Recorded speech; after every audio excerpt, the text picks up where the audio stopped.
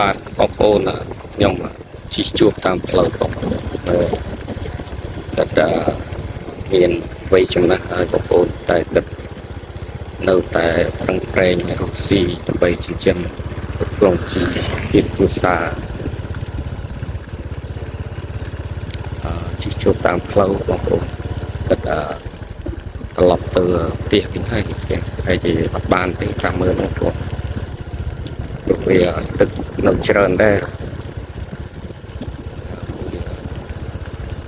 ស្នាញ់ក៏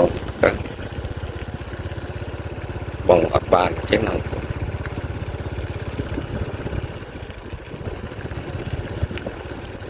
នោះចំណែកម៉ាស៊ីនច្រូតទៅខាងនោះហើយបងប្អូនចុះទៅខាង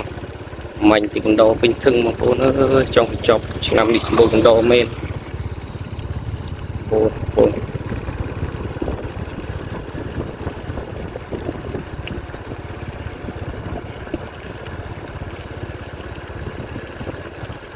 ខ្ញុំបាទពូនជីតាមក្រោយទឹកបឹងចុងកាល់យើង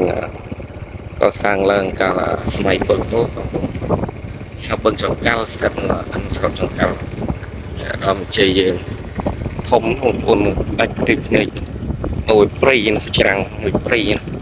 មានផ្លូវនៅខាងនោះទៀតបងប្អូនបឹងនេះមានភូមិពិតជុំវិញទាំងអស់បឹងចុងកាល់យើងខាងនោះថ្នល់ជាតិបងប្អូនតែខ្ញុំបាទជីកខ្លួននេះថ្នល់ជាតិ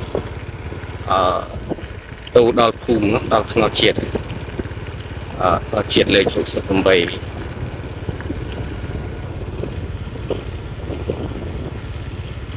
ហើយច្រូតកាត់នៅពេញវាលស្រែពេញព្រៃដីបងប្អូនគាត់ទៅស្រូវដូនអត់ក៏ខ្លះទុំស្មើខ្លះទុំស្មើដូនច្រើនសរសៃចាស់មកមើលស្រែដើមមើលស្រែ